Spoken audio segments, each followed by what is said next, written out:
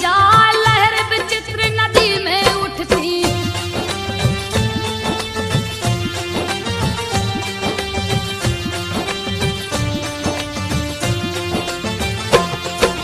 लहर विचित्र नदी में उठती जिसकी शोभा न वर्णी जाए। पवन रेखा सखियों के संग में रही मनोहर गीत सुना। इधर उधर सब लगी घूमने बिछड़ी पवन रेखा तब आए महा भयानक वन में समाई।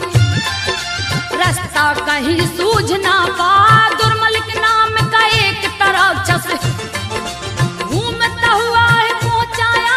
देख के सुंदरता रानी की दुर्मलिक राक्षस गया लुभा। देख के दुष्ट कामातुर हो गया।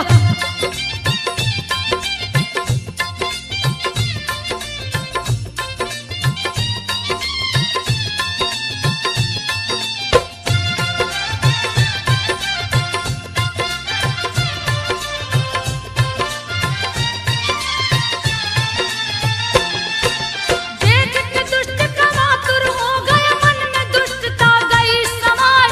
उसने सोचा बड़ी सुंदर है इससे भोग करूंगा जाए जब तक बस में नहीं आएगी। भोग का मजा मिले नहीं पाए उसका परिचय जानने हेतु माया जाल दिया फैलाए। माया जाल से पता किया है उग्रसेन की पत्नी कहाँ।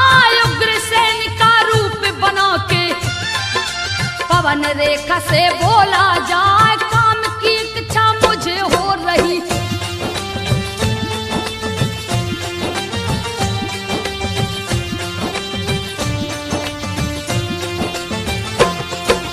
काम की इच्छा मुझे हो रही। काम देव मुझे रहा सताए। मुझको रति दान दो रानी। मुझको बदन से लोल पिटाए। रानी ने नहीं है पहचाना। स्वामी समझ के बोली जाए आज आपको क्या हो गया है। दिन में ऐसे रहे बतियाए। दिन में भोग महापाप है। धर्म कर्म सब नष्ट हो जाए आप जैसे ज्ञानी के मुंह से। ऐसी बात नहीं है शोभा। रानी ने राक्षस को समझाया।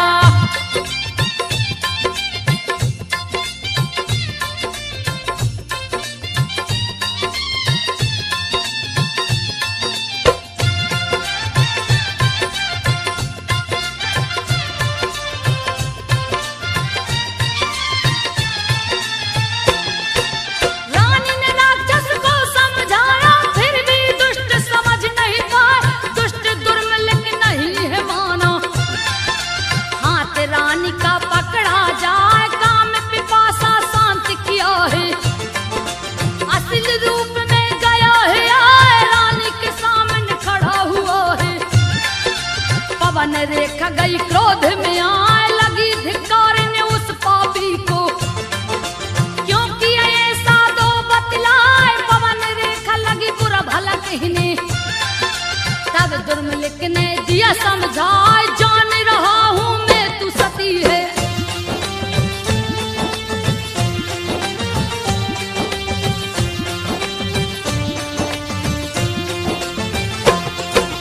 जान रहा हूं मैं तू सती है। मुझे श्राप मत देना। मैं जो कुछ भी धर्म किया हूं वो सब प्राप्त तुझे हो जाए। पुत्र रत्न उत्पन्न हो तुमको कोई भी बांधन कह नहीं पाए। पुत्रहीन है पवन रेखा तू। तनक भी गलती मेरी ना। बांधन रहना देख सकाना। मुझको दुख हुआ है आए। मैंने तुझसे निपट लिया है। तेरा गर्व रहेगा हाय। तेरे गर्भ से लड़का होगा।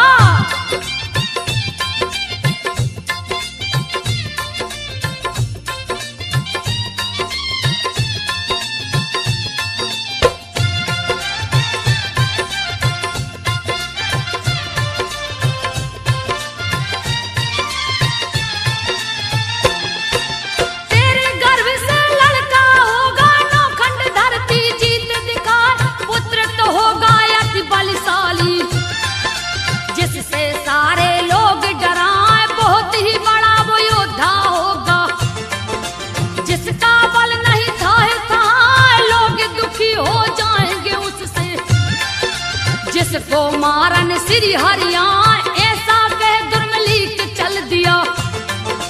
भीषण गर्जन दिया लगाए पवन रेखा ने राज दबाया। समय पराक्रम दिया दिखाया अपने मन को धीर धरा के।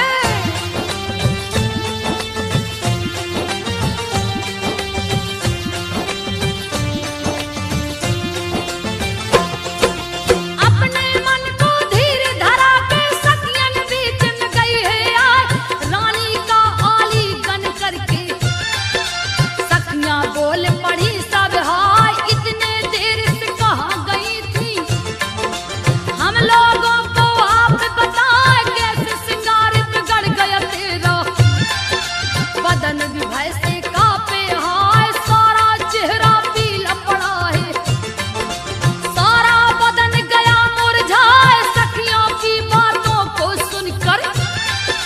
पवन रेखा बोली सकुचाए बन की शोभा देख बड़ी में।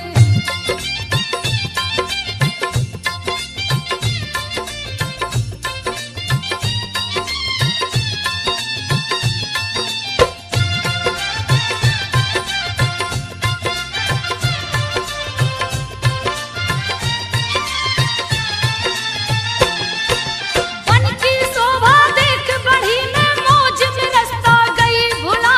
मार्ग दिखाई पड़ा न मुझको सघन कुंज में गई समाए। सोचा जब पीछे को लौटूं मोहबाई बंदर गया दिखाए। मुझे देख लगा चीख मारने उसको देख डरी में हाय दोनों आंखें बंद हो गई।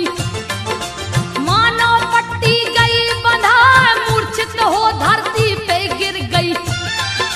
सुध बुध सबई गई है भुलाए आंखें खुली दूर हुई मूर्छा।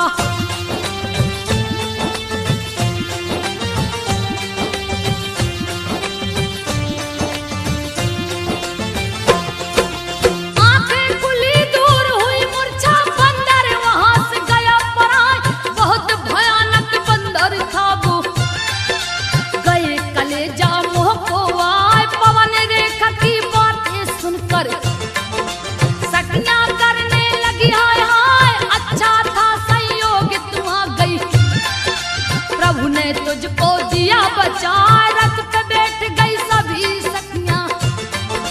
राजभवन तक गई है आज 10 माह बीता धीरे धीरे। 11वां चढ़ने को है यार लड़का हुआ है पवन रेखा को।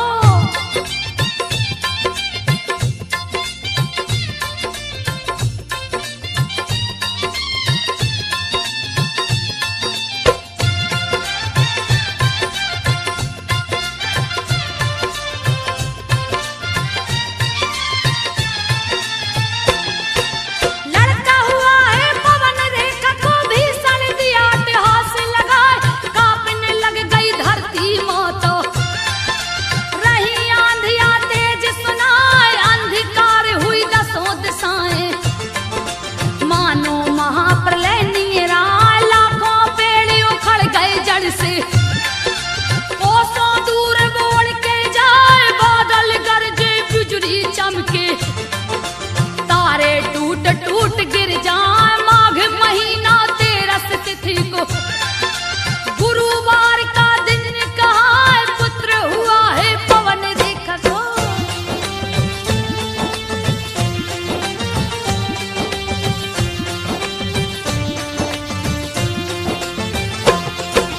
पुत्र हुआ है पवन रेखा को। रहा उपद्रव भारी सुनाए धीरे धीरे शांत हुआ जब। ज्योतिष उग्रसेन बुलवा शास्त्र अनुसार विचार कराए। लगन मुहूर्त रहे दिखाए बड़ा तेजस्वी होगा बालक। देगा भूमंडल को हिलाए सभी असुरों को वश में करेगा। कष्ट देगा मुनियों का बढ़ाए अधम और दुराचारी होगा। जिसको देख काल डर जाए छीनेगा यह राज सिंहासन।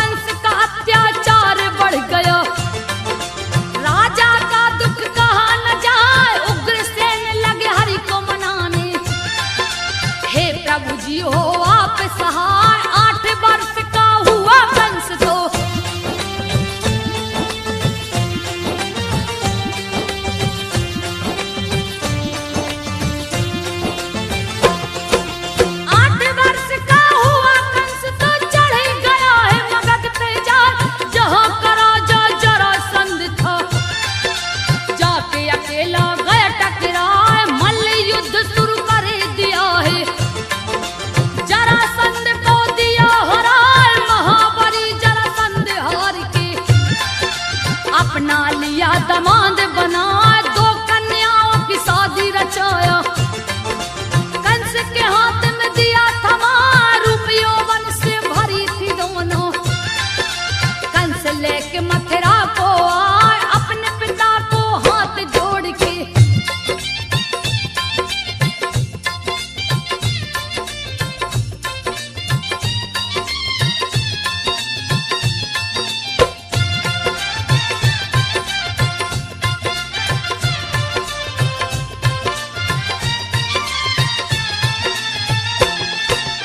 अपने पिता को हाथ जोड़ के सारी बातें दिया बता।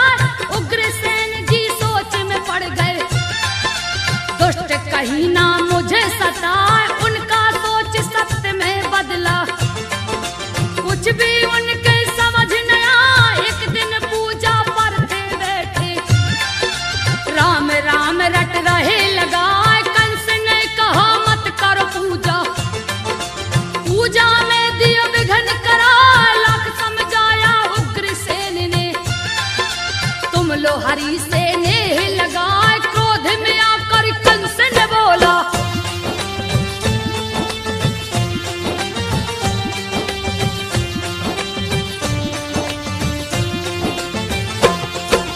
क्रोध में आकर कंस ने बोला, राम राम रट क्यों लगा।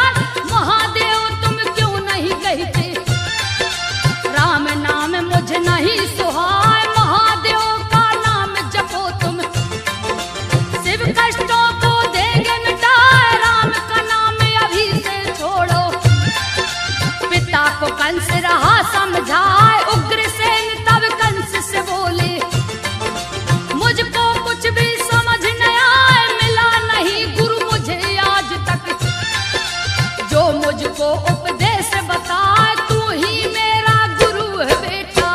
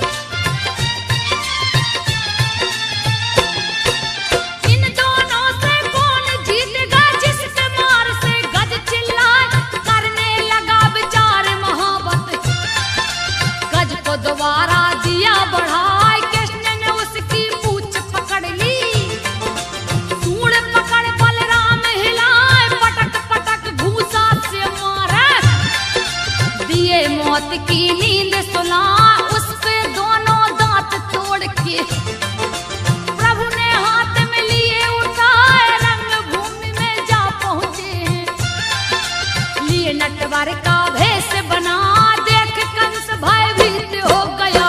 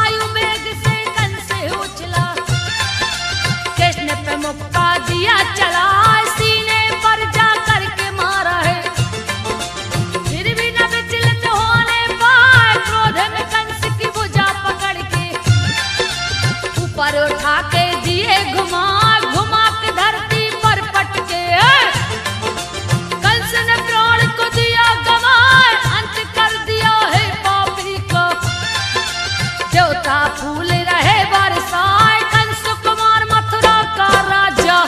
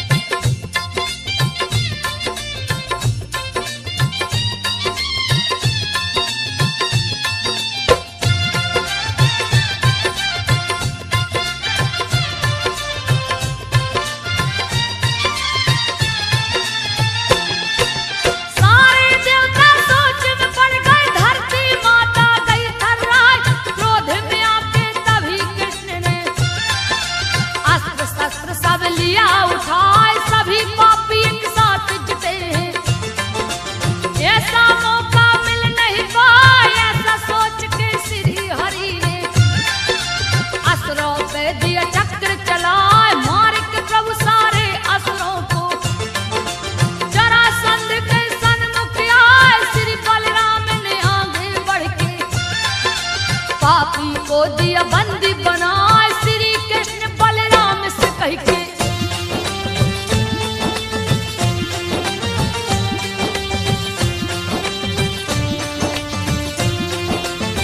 श्री कृष्ण बलराम से कह के जरासंध को दिए छुड़ाए जरासंध भागा है वहां से जान बचे तो लाखों पाए विदर्भ देश का राजा भीष्मक रुक्मणी जिसकी बेटी कहा रुक्म है जिसका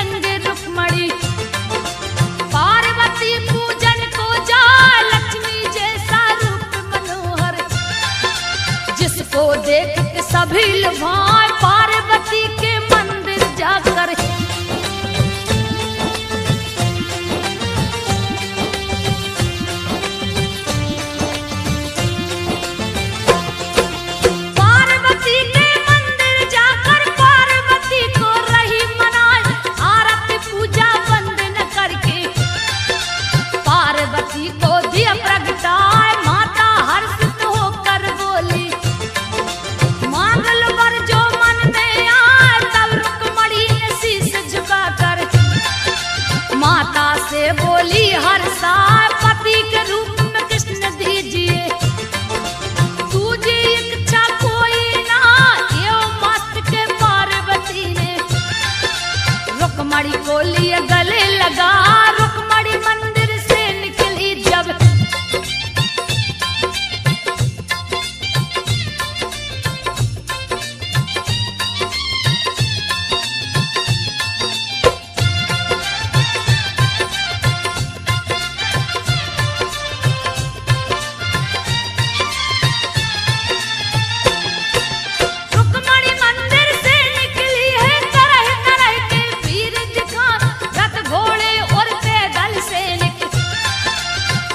जगह के राजा आए, रुक्मणी को सब देख रहे हैं। अति सुंदरी रही दिखा, जो देखे देखत रह जाए। देख के जाते हैं ललचा, जैसे ही कुछ दूर गई है। कृष्ण से नजर गई टकरा, दोनों एक दूजे में खो गए। श्री हरि जी है रहे मुस्कान, आगे बढ़ के हरण कर लिए।